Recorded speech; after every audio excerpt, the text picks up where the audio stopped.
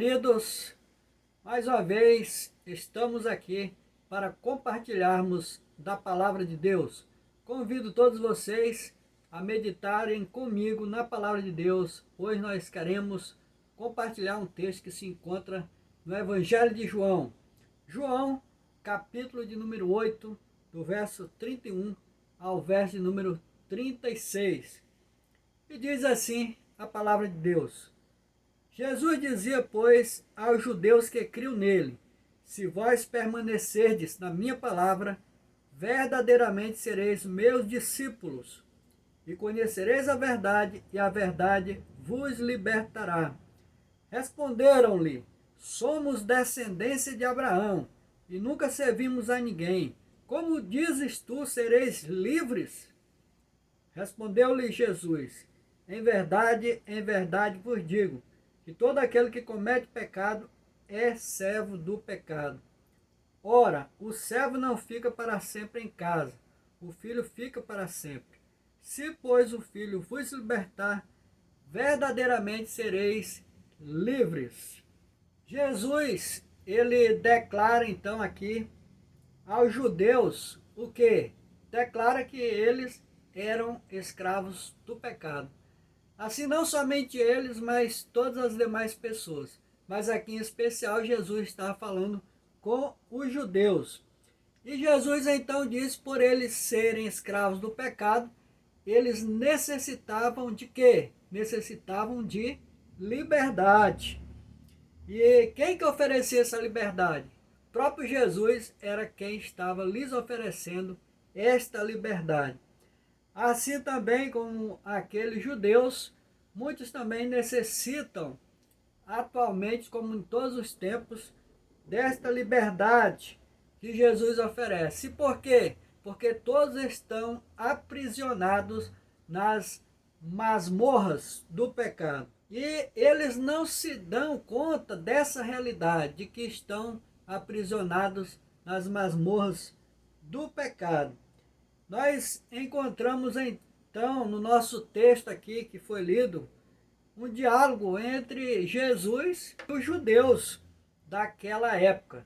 E o que nos apresenta esse diálogo?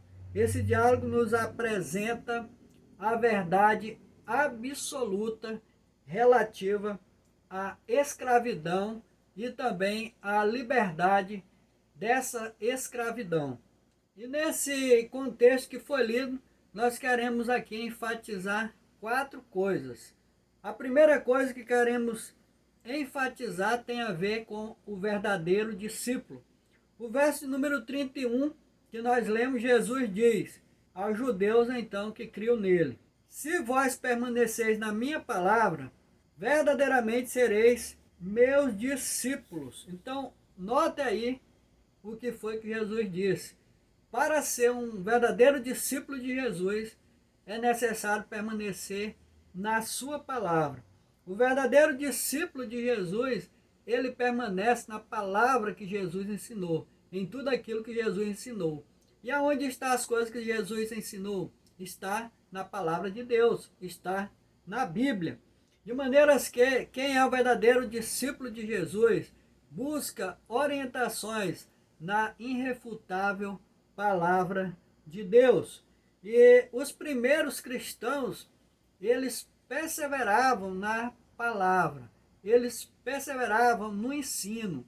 E ensino da palavra é a doutrina cristã, está na palavra de Deus. Em Atos capítulo 2, versículo de número 42, na primeira parte do versículo, nós vemos então que eles perseveravam. Quem perseverava? Quem perseverava eram todos aqueles cristãos dos primeiros séculos. Eles foram convertidos pela pregação de Pedro. Diz a palavra de Deus que eles perseveravam na doutrina dos apóstolos. E o que era a doutrina dos apóstolos? A doutrina dos apóstolos era exatamente tudo aquilo que Jesus havia ensinado. E Jesus então, ele disse que ia para os céus. E depois o que iria acontecer? Ele disse que quando ele fosse, ele enviaria quem? o Espírito Santo, o Consolador. E para quê? Ele diz que é para que fique convosco, para que possa lhes ajudar a lembrar de tudo aquilo que eu vos ensinei. E note então que, de fato, os apóstolos, eles lembraram do que Jesus ensinou e eles ensinavam exatamente isso. Por isso que é chamado a doutrina dos apóstolos, porque os apóstolos estavam ensinando aquela doutrina. E o fato dos apóstolos serem, então, aqueles que estavam ensinando essa doutrina, que estavam levando este ensinamento, então ficou conhecida como a doutrina dos apóstolos, que na realidade não era dos apóstolos, mas era a doutrina de Cristo, que Jesus havia ensinado. Desta maneira, ficou como a doutrina dos apóstolos. Mas voltando para a questão do discípulo, do verdadeiro discípulo, o verdadeiro discípulo, o que acontece com ele? Se é um verdadeiro discípulo, a palavra de Deus vai dizer que ele vai frutificar. Então o verdadeiro discípulo, ele frutifica. Por quê? Porque ele vive em conformidade com a palavra de Deus. Nós lemos exatamente isso no Evangelho de João, que diz assim: se vós estiverdes em mim e as minhas palavras estiverdes em vós, pedireis tudo o que quiserdes e vos será feito. Nisto é glorificado meu Pai, que deis muito fruto, e assim sereis meus discípulos. João capítulo 15, versículo 7 ao versículo de número 8. Então note aí que o verdadeiro discípulo, ele vai frutificar. E Jesus disse que o verdadeiro discípulo, ele ia dar muito fruto. E quando ele estivesse frutificando, quem é que é glorificado? O Pai. Deus o Pai é glorificado. Então que de fato possamos frutificar como verdadeiros discípulos do Senhor Jesus Cristo. Em segundo lugar, nós podemos também nesse texto enfatizar a questão da permanência na palavra de Deus. Os versículos número 31 até o versículo 32 nos diz: Jesus dizia, pois, aos judeus que criam nele: se vós permanecerdes na minha palavra, verdadeiramente sereis o quê? Meus discípulos. E aí ele acrescenta: e conhecereis a verdade, e a verdade vos libertará. Então, quem permanece na palavra de Deus, permanece na verdade.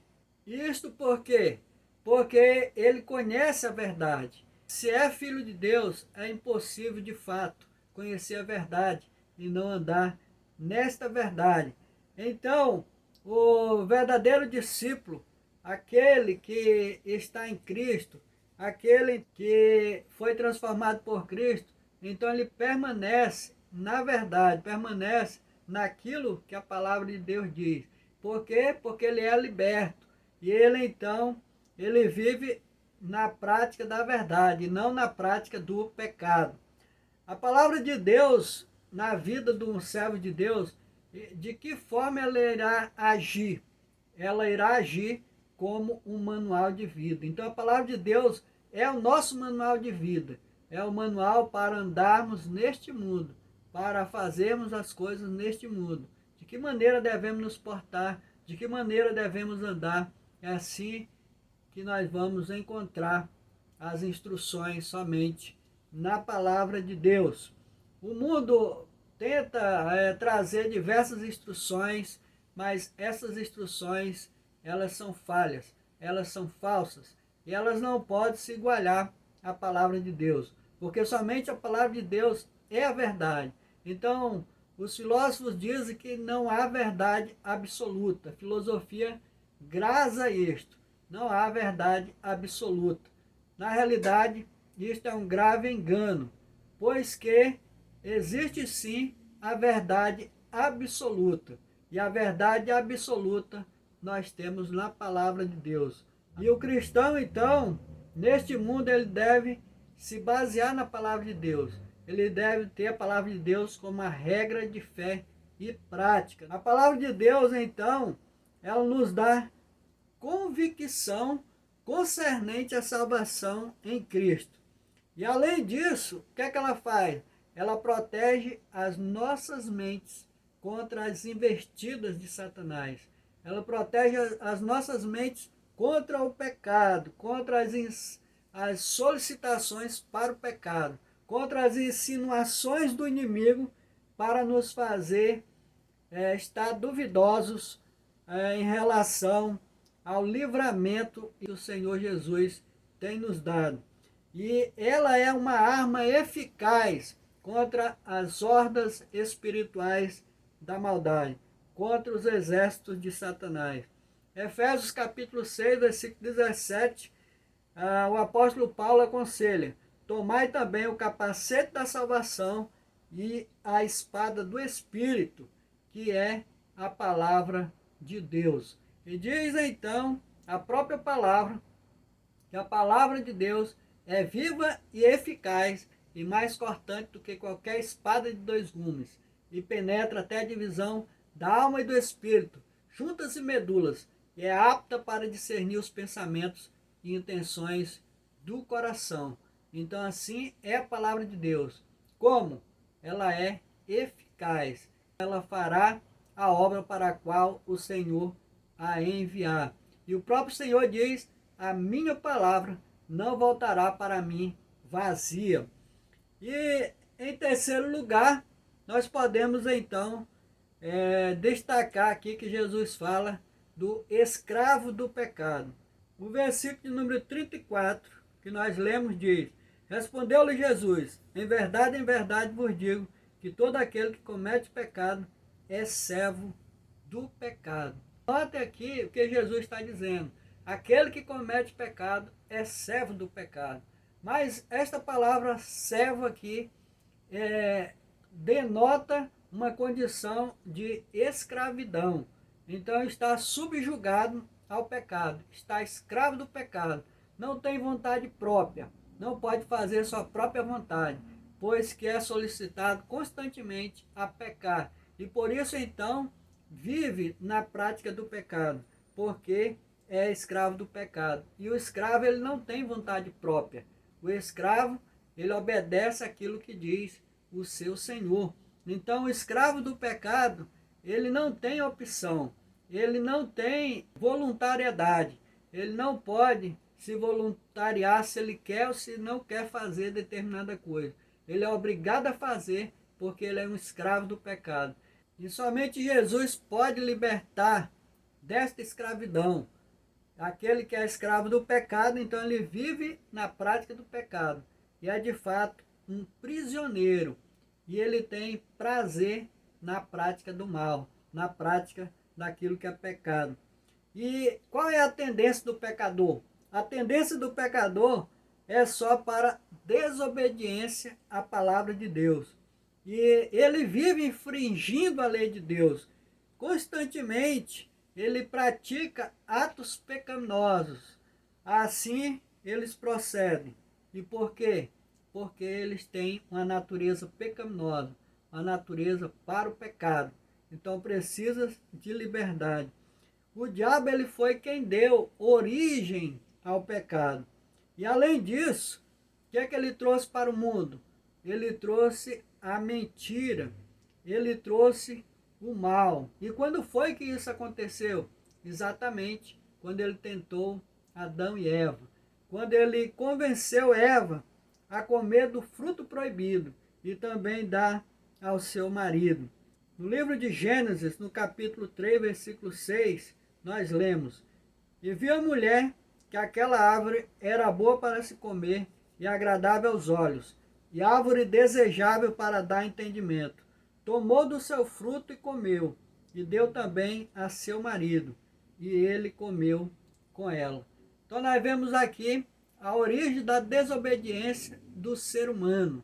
E neste momento então entrou a mentira, entrou a maldade, entrou a perversidade e a morte. E o ser humano tornou-se escravo do pecado. Então quem comete pecado é escravo do pecado. Assim diz o nosso amado Senhor e Salvador. E em quarto e último lugar, nós queremos enfatizar sobre aquele que Cristo libertou. No versículo de número 36, nós lemos: se, pois, o Filho vos libertar, verdadeiramente sereis o quê? Livres. Se o Filho libertar, haverá liberdade. Mas se ele não libertar, as pessoas continuam escravas do pecado. O liberto do pecado por Jesus Cristo passa então a ter a vida eterna, porque Jesus lhe concede vida eterna. E ele não vive mais na prática do pecado. De que maneira ele vive? Ele vive para glorificar o nome de Deus. Ele vive para a glória de Deus. E é assim que a palavra de Deus diz, que se nós fizermos alguma coisa, seja tudo para a glória de Deus. Sem o Senhor Jesus, o que é que vai acontecer? Não haverá liberdade, não haverá vida. As pessoas continuarão escravas e mortas no pecado. E Jesus então concede a vida eterna àqueles que creem nele. Se não tiver o Filho, só existe uma expectativa horrível de morte. Mas quando o Filho de Deus chegar, quando o Filho de Deus se tornar também o seu Senhor, quando o Filho de Deus se torna o seu Salvador, então o que acontece? Ele traz liberdade. Ele traz liberdade ao ser humano. Este ser humano, então, ele é liberto. Ele é tirado da sua prisão do pecado. Ele é tirado, então, da morte eterna. E daí, então, ele ganha liberdade. E é trazido para a vida eterna. Quem é que oferece a morte? Quem oferece a morte é o diabo. Então, as pessoas que estão ainda como escravos do pecado continuam caminhando para a morte. E o diabo tem oferecido esta morte. As pessoas que estão na morte são filhos do diabo e não são filhos de Deus. Mas os filhos de Deus, aqueles que estão em Cristo, eles passaram da morte para a vida e, portanto, passando agora a ser filho de Deus. E verdadeiramente é um filho de Deus, e isto por intermédio do nosso amado Senhor e Salvador Jesus. Somente Jesus pode conceder esta filiação a nós, pode nos fazer de fato filhos de Deus, pode nos dar a esperança, pode nos dar então a alegria da salvação eterna, do encontro com o nosso amado Senhor e Salvador Jesus Cristo. Assim, nós podemos concluir que o pecado é uma desobediência às leis de Deus. Aquele que está no pecado se opõe a Deus e torna-se inimigo de Deus. E é aquele então que foi libertado por Cristo, agora ele já não está mais na prática do pecado. De maneiras que nós podemos dizer que não há liberdade do pecado sem um verdadeiro encontro com o nosso Senhor Jesus Cristo. Porque somente o Filho de Deus pode proporcionar a vida eterna. Todos aqueles que foram libertos do poder do pecado, do mal, eles tiveram um encontro com o Senhor Jesus Cristo.